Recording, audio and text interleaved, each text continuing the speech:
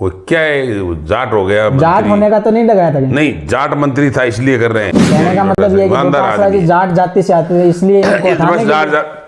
वो जाट जाति से आ रहे हैं इसलिए उन पर आरोप लगा रहे हैं। आज क्या हो गया, फौरन थोड़ी चले गए, वो सब बीजेपी प्रोपेगेंडे लोग हैं। आरएलपी में ऐसा है कि मुकाबला कई जगह त्रिकोणीय, उस बहुत कम संभावना है त्रिकोणीय होने वाली। तो त्रिकोणीय मुकाबला हालांकि उपचुनाव में हुआ है। उपचुनाव में हनुमान जी खुद कैंडिडेट के रूप में काम कर रहे थे, इसलिए हो गया। बाकी तो मुझे ऐसा लगता है कि उनका प्रभावित क्षेत्र कुछ एरिया, कोई जोधपुर और बाकी उनका नागौर है। उससे मुझे कोई ज़्यादा रतनगढ़ में कितना लगा नहीं। रतनगढ़ में लोग हम लोगों से जुड़े हुए क्या रीट में तब भी तब तो नहीं लगा रहे, अब वो बीडी कला जी में तो नहीं लगा रहे हैं। अब क्या हो गया, एक भी परीक्षा सफल नहीं हो पाई। नहीं कहना चाहिए मुझे कांग्रेस पार्टी के वो दोनों ही मंत्री कांग्रेस पार्टी के, लेकिन नहीं, ये गलत लोगों की नीति है। कुछ ऐसे भारतीय जनता पार्टी से मिले हुए लोग हैं जो मतलब ऐसे प्रोपेगेंडे फैला करके करते हैं। उस टाइम हमारे तत्कालीन शिक्षा मंत्री, बाकी देखो हनुमान जी एक कास्ट से जुड़े हुए या मतलब एक इफेक्टिव पर्सन और एक राजनीतिक व्यक्तित्व थे ही। डॉक्टर गोविंद सिंह जी डोटासरा जैसा ईमानदार और सही काम करने वाला शिक्षा मंत्री नहीं, कोई नहीं बना। डोटासरा जी पे तो रीट के अंदर बहुत घोटाले का आरोप लगा था। ऐसा है, बीजेपी ने बहुत बड़ा प्रोपेगेंडा फैलाया था। बीजेपी प्रोपेगेंडा बीजेपी सुनो प्रोपेगेंडा वाली पार्टी है। रीट के अंदर इतनी ईमानदारी से पूरी ताकत से काम किया उन्होंने, लेकिन गलत चार्ज लगाया उनके ऊपर। इसलिए रीट वीट में किसी प्रकार की गड़बड़ी राजनीतिक लेवल पर नहीं हुई, सरकार के लेवल पर नहीं हुई, अधिकारियों के लेवल पर हुई है, तो उनकी कड़ी कार्रवाई उनके खिलाफ हो रही है। देखिए राजस्थान में जाट मुख्यमंत्री की जो है डिमांड चल रही है। देखो ऐसा है कि जाट मुख्यमंत्री की डिमांड कई बार हुई है और आगे जाट मुख्यमंत्री बहुत अच्छी बात है। जाट मुख्यमंत्री वर्तमान परिस्थितियों में कांग्रेस बीजेपी दो पार्टी है, दोनों पार्टियों में के अलावा मुश्किल लग रहा है। हो सकता है कोई बड़ी बात नहीं है, कांग्रेस बीजेपी दोनों में कोई जरूरी नहीं है मुख्यमंत्री जाट नहीं बने। क्यों नहीं बने जाट, मौका मिलेगा तो बनेंगे, लेकिन वो तो बहुमत के आधार पर तय होगा। पार्टी जनता किसको बहुमत देगी? तो कांग्रेस को दिया था ना बहुमत। कांग्रेस को तो हमेशा देते हैं बहुमत, तो फिर क्यों नहीं बनाती कांग्रेस पार्टी? मतलब बीजेपी बहुमत दिया, उन्होंने क्यों नहीं बनाया? सरकार डगमगा रही थी तब एक डिमांड भी उठी थी डोटासरा को मुख्यमंत्री बनाओ। जब तक के किसान, जब देश के विकास का रास्ता खेत और खलिहान से गुजरता है, जब तक देश का किसान मजबूत नहीं होता, ये तब तक देश का विकास नहीं। उसे चौधरी चरण सिंह जी बहुत किसान नेता थे, मैं उनका बहुत सम्मान करता हूँ। और 2018 का चुनाव आया तो ऐन वक्त पर राजनीतिक दाव पेच के कारण, कूटबंदी के कारण, कुछ कांग्रेस के नेताओं की साजिश के कारण। कौन थे वो नेता? उन नेताओं का मैं अभी नाम नहीं लेना चाहता, लेकिन वो लोग, उन्होंने कांग्रेस का भला नहीं देखा, राज का भला नहीं देखा। वो अपनी कुंठा को फलवित करने के लिए, कंपटीशन को फलवित करने के लिए कुछ साजिश ऊपर लेवल पर रच करके मेरे टिकट काट दी। तो कोई वहाँ पे उस समय शर्त वर्त भी रखी होगी आपने 2023 के लिए, या फिर ऐसे कोई बिना किसी टाइम? अब देखो राजनीति में शर्तें उस टाइम की होती है, लेकिन उन शर्तों का कोई मतलब नहीं होता है। राजनीति में कोई शर्तें वर्तें चलती नहीं है। राजनीति में चलता है या तो ये तो हुआ ही होगा कि 2023 में मुझे टिकट दोगे तभी। नहीं, मैंने ये कहा है, मैंने कहा साहब गलती हुई, बोले गलती हुई, आपने अपनी शक्ति दिखा दी, होगी गलती। 60,000 वोटों की शक्ति दिखाई है आपने। हाँ, 60,000 वोट ले लिए फॉरेन पार्टी टिकट वाले का, उसका कोई वजूद नहीं होने के कारण से जबान जब्त होगी। तो इन फ्यूचर आपका तेज ध्यान रखा जाएगा। भारतीय जनता पार्टी भी जुमलेबाज पार्टी है। कांग्रेस पार्टी ने बहुत अच्छा काम किया, माननीय मुख्यमंत्री जी ने बहुत शानदार काम किया है। चौंकाने वाला है हमारा परिणाम, क्योंकि नीट 2022 में रेशो वाइज सीकर से सबसे ज्यादा सिलेक्शन देने वाला इंस्टीट्यूट बना आयाम। अभिजीत चौधरी ने ओबीसी में 122वीं और वरुण शर्मा ने जनरल 683वीं रैंक प्राप्त की। For NEET, CUET and foundation course join Aayam career institute at Piprali road, Sikar. Admissions open. Call 7300111555। नमस्कार, मेरा नाम है अभिषेक जाखड़ और आप देख रहे हैं RJ TV 24। RJ TV 24 की टीम लगातार गांव-गांव ढाणी-ढाणी जा रही है और प्रत्येक विधानसभा में जा रही है और वहाँ के जो जनप्रतिनिधि हैं उनसे समस्याएं जान रही है, वहाँ के लोकल जो समस्याएं हैं, गांव के मुद्दे हैं, उन पे सवाल करते हैं। इसी के चलते हम रतनगढ़ विधानसभा क्षेत्र से जो 2018 के विधानसभा चुनाव में निर्दलीय प्रत्याशी रहे थे पूसाराम जी गोदारा, जो हाल ही फिलहाल अभी कांग्रेस पार्टी में हैं, उनसे जानते हैं कि जो रतनगढ़ विधानसभा क्षेत्र में जो बहुत सी समस्याएं हैं उनके ऊपर चर्चा करने वाले हैं। अभी वहाँ पे भाजपा के विधायक हैं अभिनेश महर्षि जी, उनके बारे में भी सवाल करेंगे। और 2023 जो कि अभी चुनावी साल है, चुनाव भी रोमांचक होने वाले हैं, क्योंकि अक्सर हम चुनाव में देखते हैं कि सितंबर अक्टूबर में जाते हुए चुनाव का ऐसे लोगों को इंटरेस्ट आने लगता है, लेकिन अभी लोग चुनाव के बारे में अभी से चर्चा करने लग गए हैं। नुक्कड़ पे हम जाते हैं, लोगों से सवाल करते हैं तो चुनाव के बारे में चर्चा होती है। तो आइए जानते हैं पूसाराम जी गोदारा से भी। नमस्कार सर, आपका RJTV24 पर स्वागत है। सर, पहला सवाल तो यही है कि तो प्रधान बनया पहले विषय पहली राजनीति में क्या कारण आया, क्या सोच का है? ऐसा है कि मैंने MA LLB किया, मैं राजस्थान यूनिवर्सिटी से लॉ करने के दौरान मेरे दिमाग में ये आ गई कि अभी कुछ जन समस्याओं को लेकर के अपने युवा वर्ग को एक नई राजनीतिक व्यवस्था, किसान वर्ग में एक नई चेतना किसान वर्ग में पैदा करनी चाहिए जी।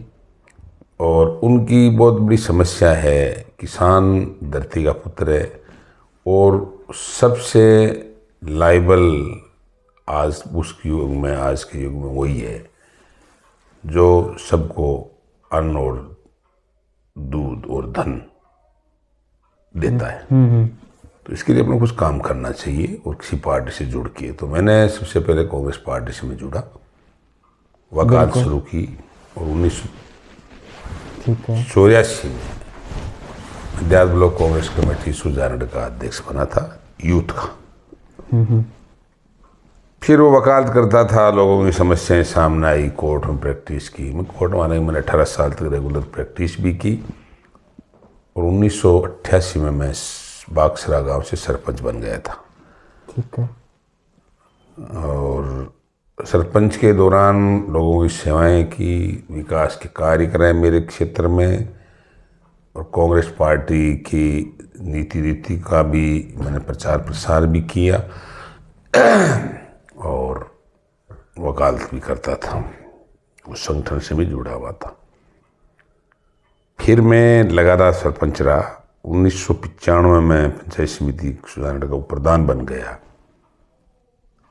भारी बहुमत से चुनाव जीता था, निर्विरोध उप प्रधान बना। उस दौरान पंचायती राज में रहते हुए ग्रामीण क्षेत्र के तबके को साथ लेकर के उनके उत्थान के लिए कई बार काम किए। बीजेपी के शासन में हमने कई बार आंदोलन भी किए। मैं चूरू जिले किसान यूनियन का एक बार महासचिव भी रहा साथ में। ठीक है। तो ये सब चीज़ें उस दौरान मैंने की और 1998 में मैं कांग्रेस पार्टी से प्रधान बना। ठीक है। और प्रधान रहते हुए पंचायती राज में प्रशासनिक दृष्टि से भी मैंने कई काम किए, विकास के काम अनेक हमने गाँव में स्कूल बिल्डिंग्स बनाए, वाटर शेड डेवलप किया, वाटर हार्वेस्टिंग सिस्टम को डेवलप किया, बिजली पानी से जुड़ी समस्याओं को उठाया और पंचायती राज से गाँव के नालिए खाड़िए स्कूल कमरे हैं, गाँव का सौंदर्यीकरण है, ये काम भी हमने किए। साथ साथ में मध्यात ब्लॉक कांग्रेस कमेटी का 2000 प्रधान रहते हुए ब्लॉक का अध्यक्ष भी बना। ठीक है। उसके बाद 2000 में पंचायती राज के चुनाव हुए तो मेरी धर्मपत्नी नानी देवी प्रधान बनी और मैं पंचायत समिति का सदस्य भी था और देहात का अध्यक्ष भी था कांग्रेस का। उस दौरान भी हम आम जन की समस्याओं को लेकर के लगातार, उस टाइम कांग्रेस की सत्ता थी, हमारे राजस्थान के लोकप्रिय मुख्यमंत्री जो अभी है यही मुख्यमंत्री थे, अशोक गहलोत जी। अशोक जी गहलोत।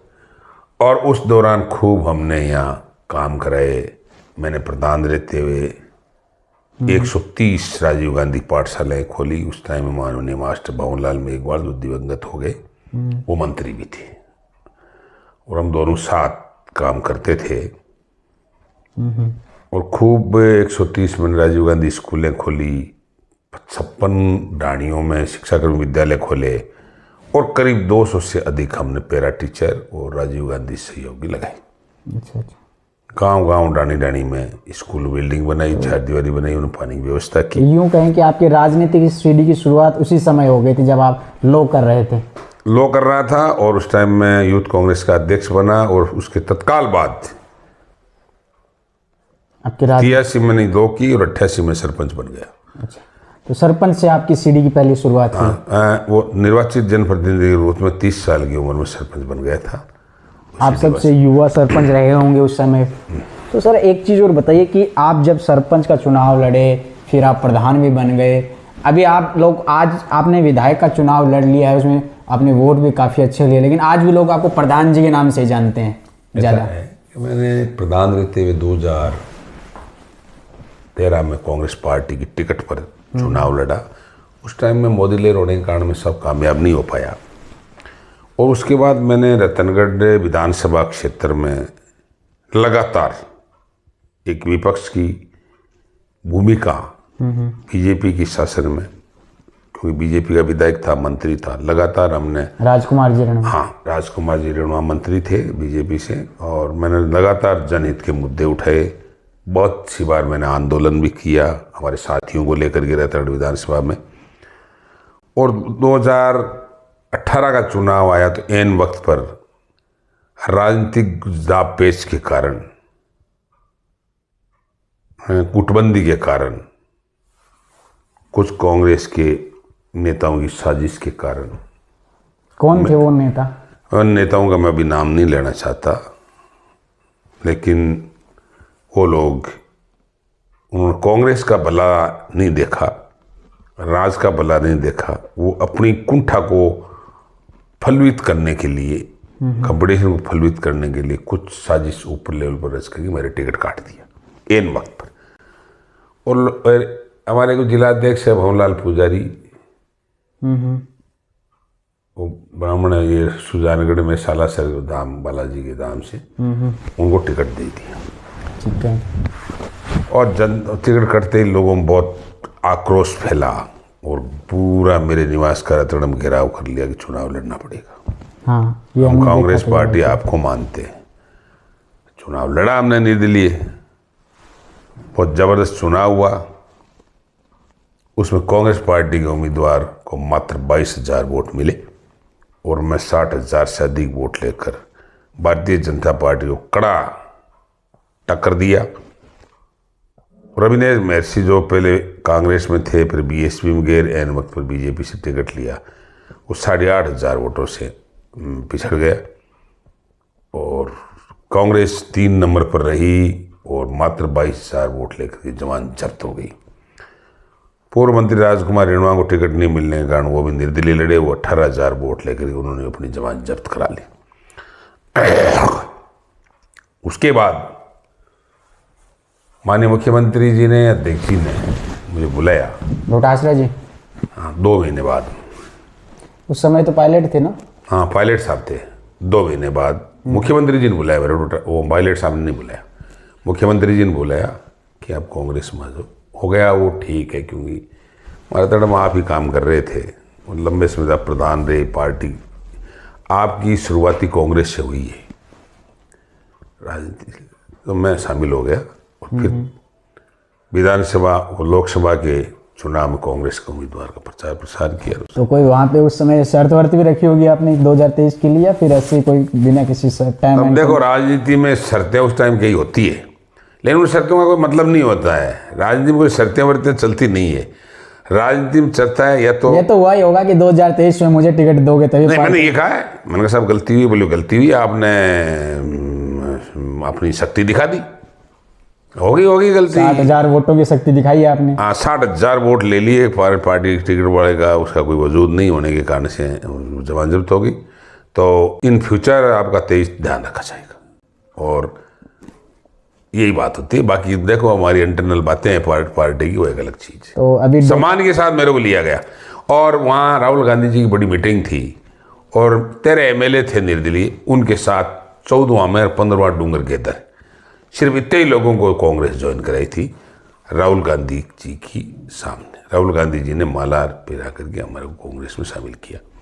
तो कहने का मतलब ये है कि 2023 के चुनाव के आपको उस वक्त बात हुई थी।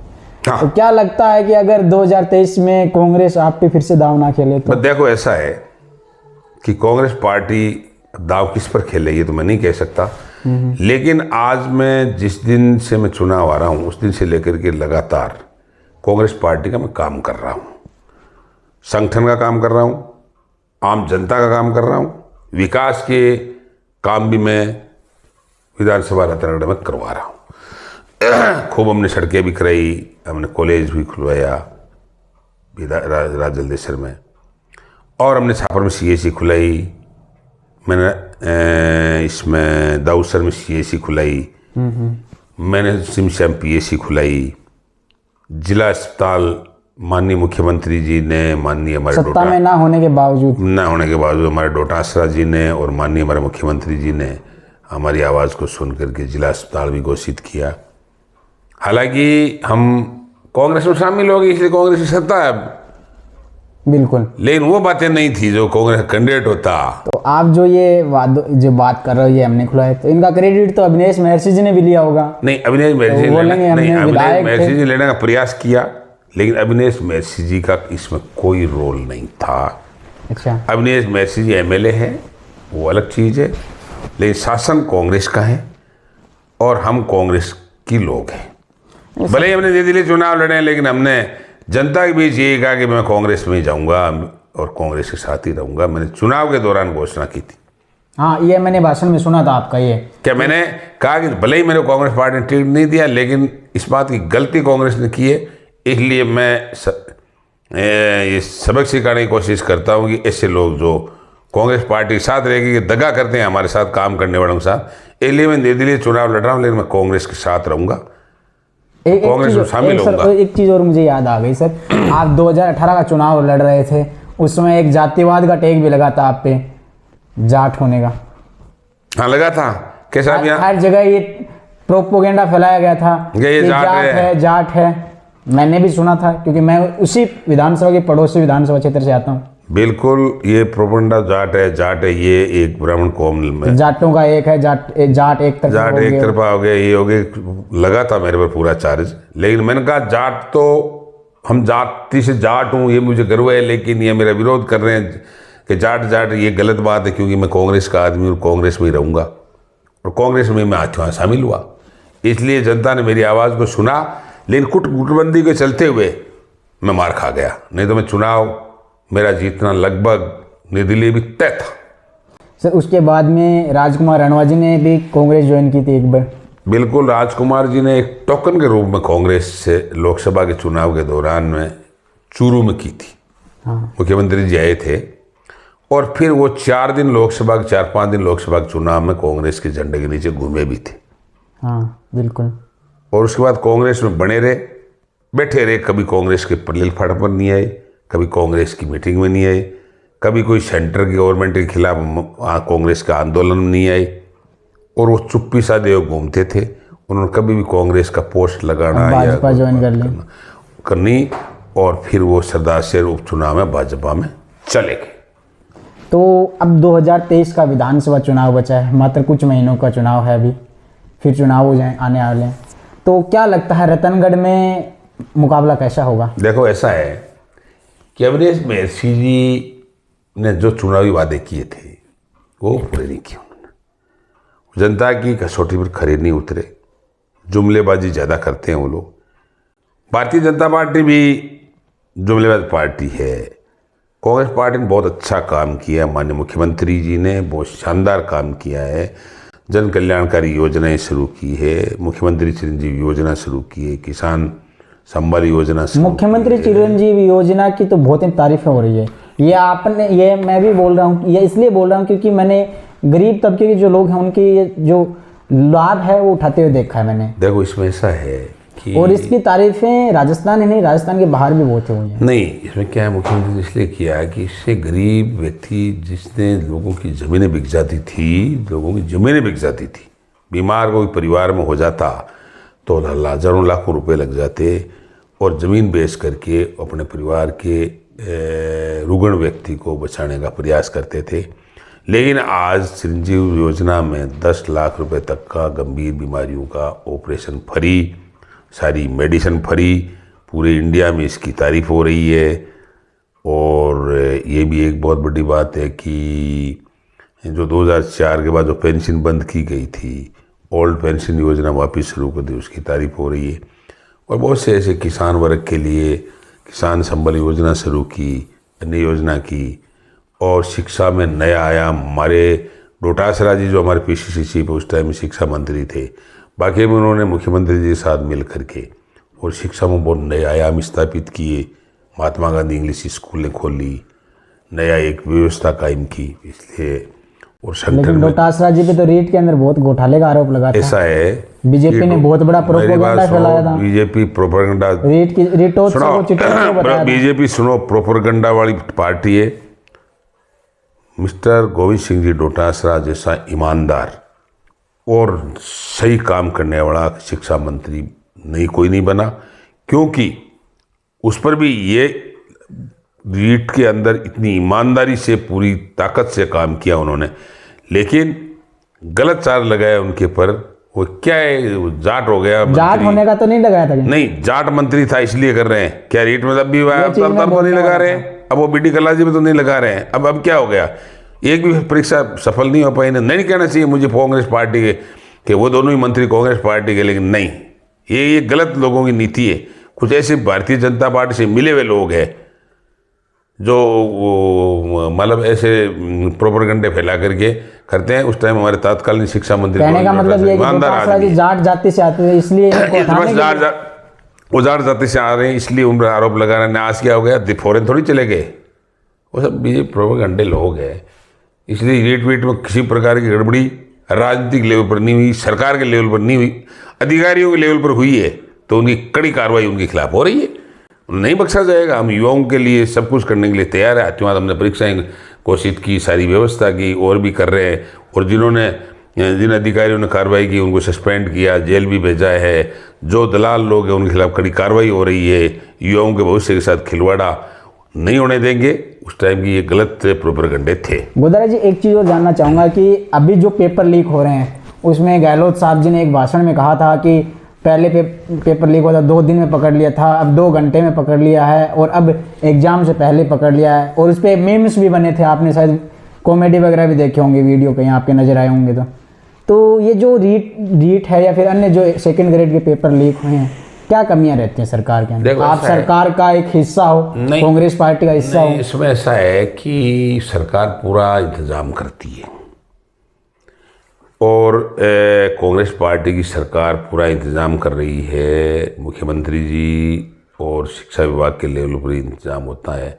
लेकिन क्या है कि रीट और 2nd ग्रेड के पेपर्स जो है ये वो हमारे बेरोजगारी से जुड़े हुए हैं, और इसमें कोई ऐसे महत्वाकांक्षी गैंगें बनी हुई है जो सरकारी नौकरी के लिए ललायत है और करप्शन बढ़ाने में वो कहते हैं कि नौकरी कैसे भी मिल जाए, कितने रुपए लग जाए। तो ऐसी गैंगें बहुत बन गई। इसके अलावा हमारे कुछ कर्मचारी और अधिकारी ऐसे हैं कि कुछ भी कर लें, साला कहीं न कहीं, चाहे वो फैक्ट्री में छपते हैं वहाँ निकाल दो, चाहे कहीं संस्था में कोई ये तो कोई छाप तो लगी होती नहीं। क्या सारी सरकार की इंटेलिजेंस बहुत काम करती है, लेकिन आपको मालूम है तेरू की भी रांड हो जाती है। कई बार तेरू होता है फिर भी वो मर जाता है, कई बार डूब जाता है। तो सरकार की पूरी इंटेलिजेंस काम करने के बजाय कहीं न कहीं खामी रह जाती है। उस कारण से जो हमारी खामियां रह जाती है हमारी ब्यूरोक्रेसी है, उन पर भयकम था, क्योंकि ऐसा स्ट्रांग कानून नहीं था। तो देख करोड़ सुनो, उन्होंने देख लिया कि परीक्षा उन्होंने क्या है कि नौकरी दांव पर लगा कर करोड़ों रुपए देख करके। अभी जो पिछला बजट आया था उसमें सरकार ने बोला था कि एक कमेटी गठित करेंगे, और कमेटी भी गठित की, उसके लिए जैसे पुराने जजों को और सबको लिया गया, लेकिन उसके बावजूद पेपर लीक हो गया। भाई पुराने जजों को भी लिया गया, निष्पक्ष कार्रवाई भी कराई गई। लेकिन एक बात बताओ, मैंने एक बात कही नहीं कि तेरू की भी रांड हो जाती है। कौन नहीं चूकता, किसकी इंटेलिजेंस नहीं कई बार इंटेलिजेंस यूरो में कमी नहीं रहती। सरकार लोकतंत्र है, ये मेरी बात सुनो, ये लोकतंत्र है। लोकतंत्र में पक्ष और विपक्ष होता है। जिम्मेदारी तो सरकार को लेनी पड़ेगी ना। जिम्मेदारी सरकारी जिम्मेदारी ले ही रही है सरकार, जिम्मेदारी ये अभी भी देखिए। नहीं एक चीज बताइए, अभी आपने एक कल की बात होगी, आपने देखा होगा जो एक वो सुरेश डाका था जिसने मतलब पेपर लीक किया था, उसकी जो कोचिंग थी उस पर बुलडोजर चलाया गया, जिसके बाद लोग कहने लगे बुलडोजर बाबा के बाद में बुलडोजर गांधी आ गए हैं गहलोत जी के लिए। लेकिन वो तो जो पेपर लीक करवाने वाला मास्टरमाइंड था उस पर चला, लेकिन उनके पीछे हाथ किसका था? नेताओं का था या फिर नहीं? एक बात और बताऊं, उन पे तो नहीं किया गया नहीं ना। मैं देखो प्रैक्टिकल, मैं फील्ड का आदमी हूँ, मेरे को मालूम है कि ऐसे लोग हमारे पास भी बहुत आते हैं। कोई भी राजनीतिक आदमी जो बड़ा नेता होता है और जो पावर में बैठा है, वो ऐसे घिनौने काम इसलिए नहीं करेगा कि ये हमारी युवा पीढ़ी से जुड़ा हुआ बहुत संवेदनशील मामला है। राज्य की सेवाओं का, सर्विस का सिलेक्शन होना और उसमें पारदर्शिता होनी चाहिए। आज हम कोई भी हमारे पास आता है कि हमारा ये कर दो वो कर दो, नो भाई देखो कंपटीशन से होगा, योग्यता से होगा। जो रात और दिन लोग बर्बाद हो गए, करोड़ों रुपए लगा दिए, जयपुर पड़े, दिल्ली पड़े, और आप कोई लाख 50,000 या 20-30 लाख रुपए दे करके और 10वीं 14वीं 12वीं पास करके डिग्री लेके गए और आप सर्विस लग जाओ, ये लोकतंत्र की हत्या है, गरीब की, बेरोजगार की हत्या है। ऐसी बातें हमारे सामने नहीं करनी चाहिए। जो हम लोग ऐसा कहते हैं तो ऊपर बैठे हैं, उनके कहाँ कमी क्यों करेंगे?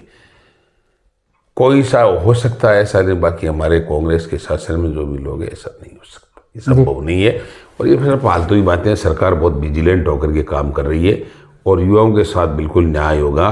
जहाँ थोड़ा सा भी शक हुआ है वहाँ हाथों हाथ पेपर कैंसिल हुए हैं, दोबारा जब हाथों हाथ हम परीक्षाएं करा रहे हैं हमारी सरकार, ऐसा कुछ नहीं है।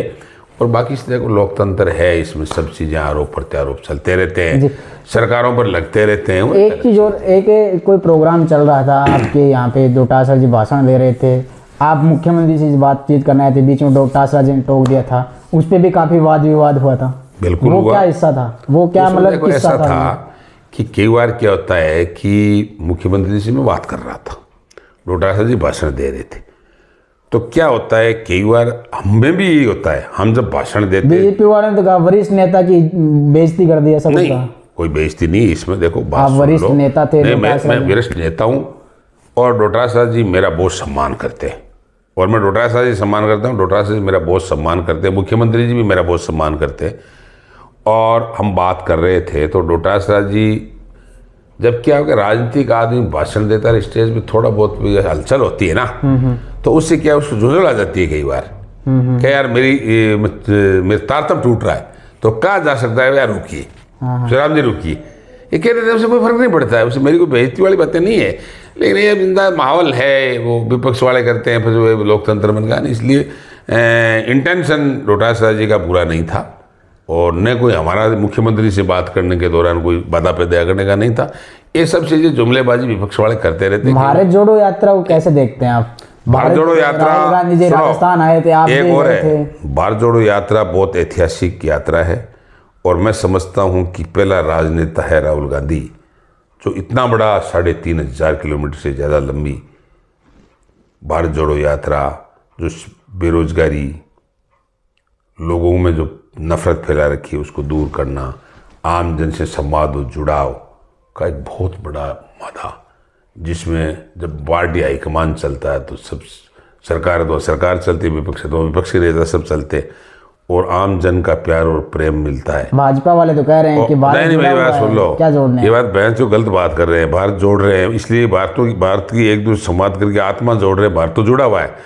लेकिन उसमें मैं भी गया हूँ, 4 दिन तक लगातार राहुल गांधी जी के साथ मैं भी चला हूँ, दौसा से लेकर के और अलवर तक के, ऐसी कोई बात नहीं है। और वहाँ बहुत बड़ी मालाखेड़ा में बहुत बड़ी सभा हुई, जो मैं समझता हूँ कि राजस्थान में इतनी बड़ी सभा कभी नहीं हुई। बिल्कुल, इसलिए लोगों में इससे झंझुना है और आम जन की आत्मा जुड़ रही है। आत्माएं जुड़ना ही भारत जुड़ना है, बाकी भारत तो जुड़ गया, देश आज़ाद हुआ तभी जुड़ना जो टूटना था, लेकिन आत्मा जुड़ना, देश जुड़ना है।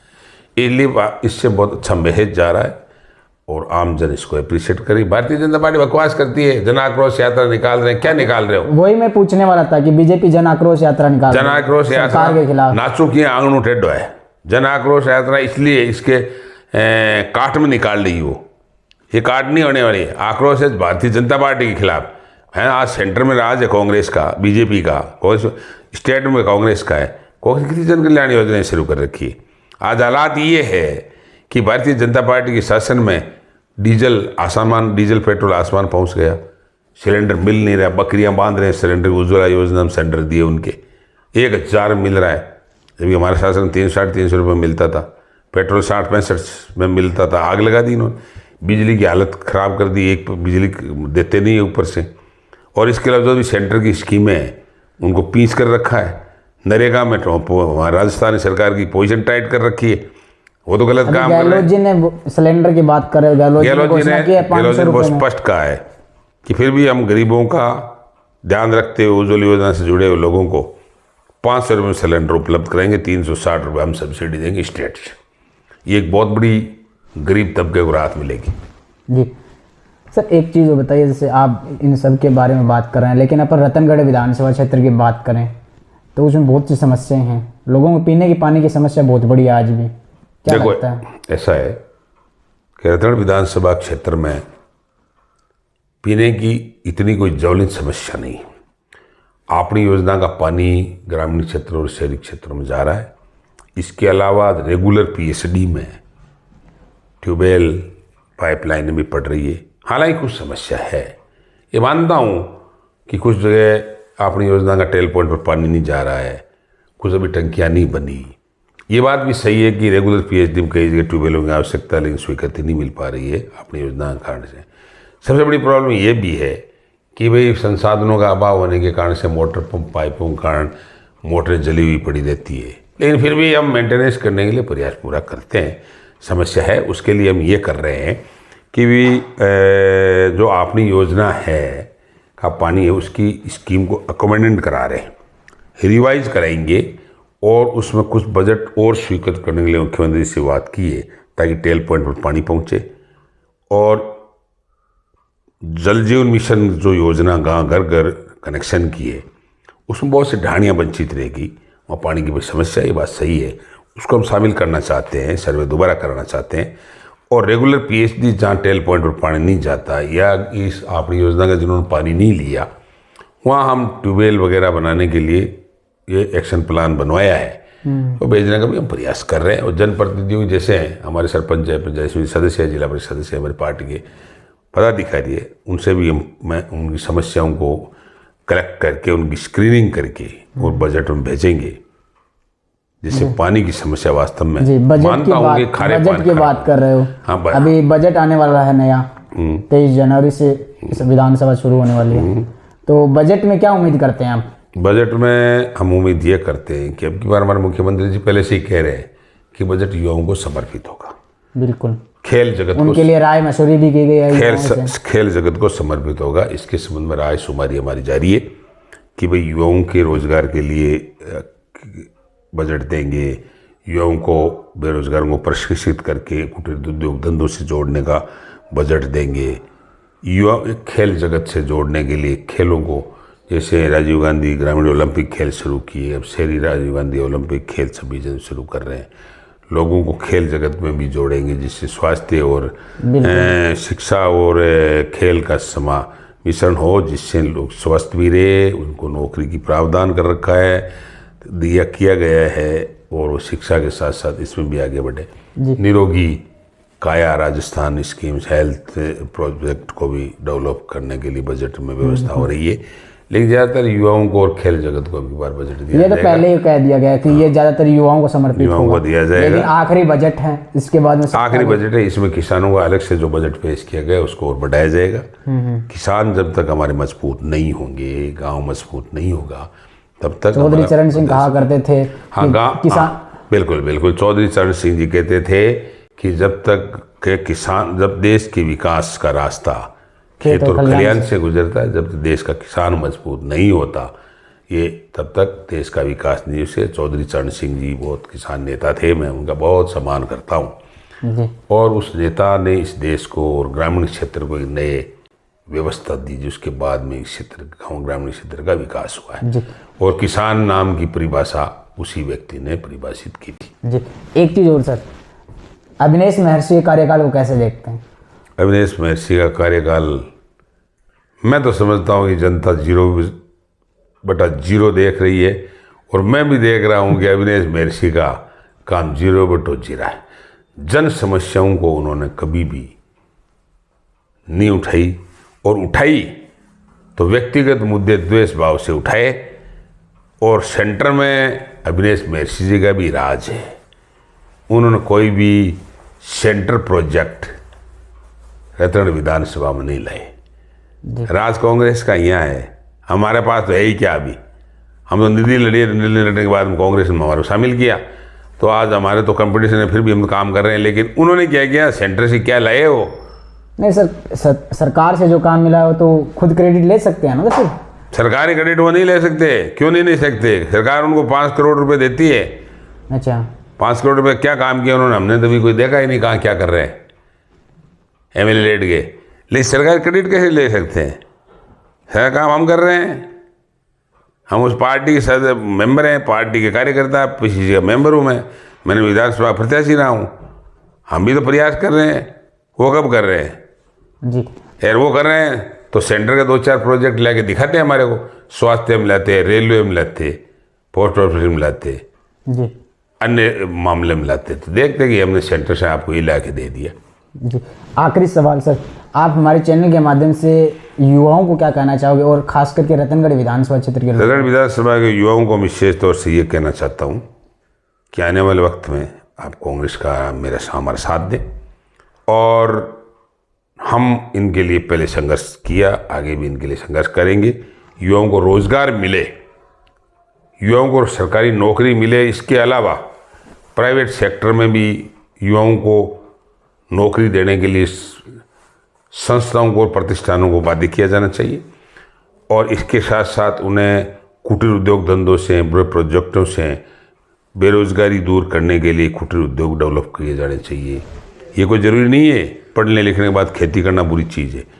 एग्रीकल्चर डेवलप करेंगे, इंडस्ट्री डेवलप करेंगे, बिजनेस व्यापार में उनको समायोजित करेंगे, और जितना आवश्यकता में मेरी विधानसभा क्षेत्र रतनगढ़ में युवाओं के लिए खेल जगत से जोड़ूंगा, शिक्षा से जोड़ूंगा, रोजगार से जोड़ूंगा, बिजनेस और व्यापार से भी जोड़ेंगे, और आज सरकारी नौकरी हो इसके लिए तो उनको मेहनत करनी पड़ेगी जी। लेकिन अन्य कामों में हम उनकी पूरी मदद करेंगे, वो आगे बढ़े, इसके लिए मैं पूरा प्रयास कर रहा हूँ। सर, एक सवाल और मेरे ध्यान में आ गया, ये राजस्थान की राजनीति में पहले भाजपा और कांग्रेस 2 पार्टियां हुआ करती थी, अभी एक तीसरी पार्टी का भी उदय हुआ था 2018 के चुनाव में, हनुमान बेनीवाल की पार्टी। क्या लगता है, त्रिकोणीय मुकाबला होगा? RLP में ऐसा है कि मुकाबला कई जगह त्रिकोणीय, बहुत कम संभावना है त्रिकोणीय होने वाली। तो त्रिकोणीय मुकाबला हालांकि उपचुनाव में हुआ है। उपचुनाव में हनुमान जी खुद कैंडिडेट के रूप में काम कर रहे थे, इसलिए हो गया। बाकी तो मुझे ऐसा लगता है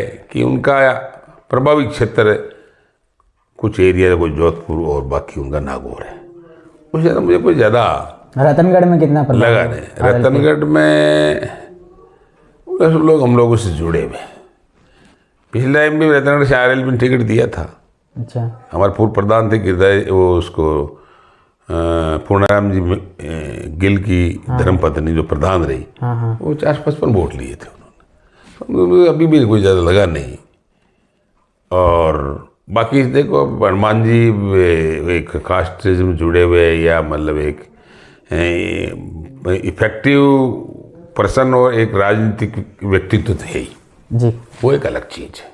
तो एक चीज़ इसमें और चीज़ पूछना चाहूँगा कि एक राजस्थान में जाट मुख्यमंत्री की जो है डिमांड चल रही है, देखो इससे ऐसा कैसे है देखते हैं आप? कि जाट मुख्यमंत्री की डिमांड कई बार हुई है, और आगे जाट मुख्यमंत्री बहुत अच्छी बात है। जाट मुख्यमंत्री वर्तमान परिस्थिति में कांग्रेस BJP 2 पार्टी है। इन दोनों पार्टियों में के अलावा मुश्किल लग रहा है। हो सकता है कोई बड़ी बात नहीं है। कांग्रेस BJP दोनों में कोई जरूरी नहीं है मुख्यमंत्री जाट नहीं बने। क्यों नहीं बने जाट? मौका मिलेगा तो बनेंगे, लेकिन वो तो बहुमत के आधार पर तय होगा। पार्टी जनता किसको बहुमत देगी? तो कांग्रेस को दिया था ना बहुमत।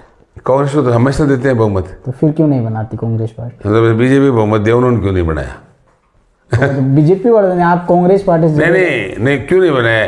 परिस्थितियां हैं, कई बार हाईकमान का निर्णय हो जाता है, कई बार हमारे एमएलए रहे हैं, कई बार हमारे एमएलए है, कभी बार हमारे एमएलए है वो बहुमत दूसरी तरफ चला जाता है, तब नहीं बढ़ पाते हैं। हालांकि बढ़ना चाहिए जाट मुख्यमंत्री, कोई बुरी बात नहीं है, हम चाहते भी है, लेकिन परिस्थितियों है, पार्टी की बंदिश है, पार्टी के एमएलए फैसला करते हैं, हाईकमान फैसला करता है। सरकार डगमगा रही थी तब एक डिमांड भी उठी थी डोटासरा को मुख्यमंत्री बनाओ, आपने भी सुना होगा या?